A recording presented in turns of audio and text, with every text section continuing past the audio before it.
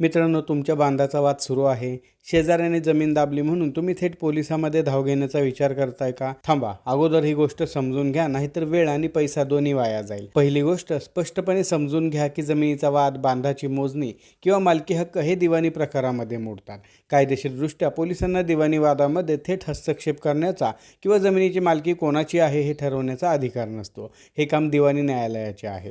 मग पोलीस कधी मध्यस्थी करतात? जर बांधाच्या वादातून भांडण, मारामारी किंवा शिवीगाळ झाली, एकमेकांना धमक्या दिल्या गेल्या किंवा शांततेचा भंग होऊन कायदा आणि सुव्यवस्थेचा प्रश्न निर्माण झाला तर आणि तरच पोलीस फौजदारी कलमानुसार कारवाई करू शकतात. पोलीस फक्त शांतता राखण्यासाठी हस्तक्षेप करतात, जमिनीचा निकाल लावण्यासाठी नाही. म्हणून जर बांधाचा वाद असेल तर योग्य मार्ग कोणता? तर भूमी अभिलेख विभागाकडून सरकारी मोजणी करून घ्या, तहसीलदारांकडे अर्ज करा आणि गरज पडल्यास दिवाणी न्यायालयामध्ये स्टे ऑर्डरसाठी दावा दाखल करा.